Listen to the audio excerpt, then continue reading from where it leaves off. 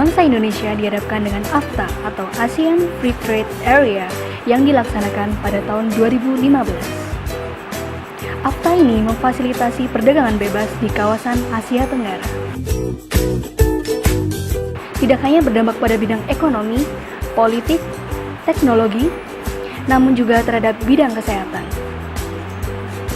Tenaga kesehatan di kawasan Asia Tenggara menjadi lebih mudah untuk bekerja di luar negeri. Ini merupakan kesempatan sekaligus tantangan bagi Indonesia untuk mempertahankan kemerdekaan di era global ini. Pada kenyataannya, negara kita masih tertinggal di berbagai aspek dalam dunia kesehatan. Keberadaan alat medis di Indonesia masih terbatas. Belum banyak prestasi yang kita raih di ajang internasional, industri alat kesehatan di Indonesia pun masih tertinggal, dan sistem pelayanan kesehatan yang belum memuaskan. Faktanya, sebanyak 97% alat kesehatan yang beredar di Indonesia berasal dari luar negeri. Indonesia menempati peringkat 92 dalam segi healthcare system atau sistem pelayanan kesehatan.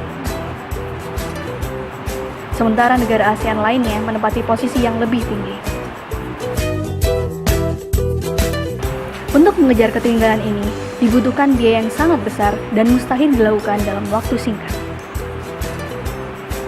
Di sisi lain, persaingan global semakin ketat. Sesegera mungkin Indonesia harus menyiapkan diri. Lantas, apa yang bisa kita lakukan dalam waktu sesingkat ini? Meningkatkan kualitas komunikasi kita. Komunikasi mempunyai peran penting dalam dunia kesehatan. Contohnya saja, 80% dari diagnosa diperoleh dari anamnesa atau penggalian data melalui wawancara langsung. Komunikasi yang baik akan mendorong pasien untuk lebih terbuka dalam memberikan informasi, lebih patuh terhadap anjuran dari tenaga kesehatan, dan meningkatkan kepercayaan terhadap tenaga kesehatan. Komunikasi ini tidak hanya penting antara tenaga kesehatan dengan pasien, namun juga penting dalam kolaborasi antar tenaga kesehatan. Komunikasi yang baik antar tenaga kesehatan juga akan membuat penanganan kesehatan menjadi lebih efektif.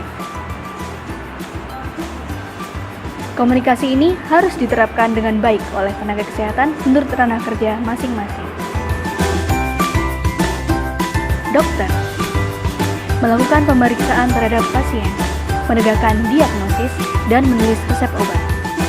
Dokter gigi menegakkan diagnosis kedokteran gigi, menentukan tindakan kedokteran gigi, dan menulis resep obat.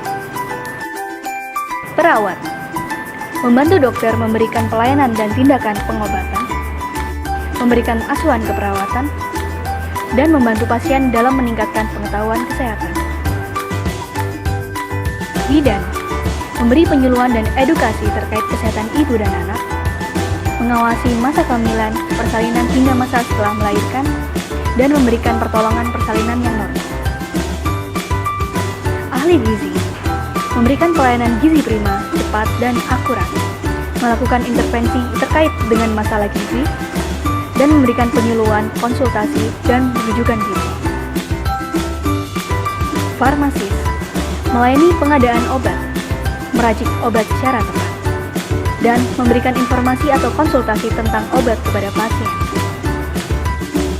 Komunikasi dan kolaborasi yang baik sangatlah penting demi terwujudnya pelayanan kesehatan yang berkualitas. AFTA,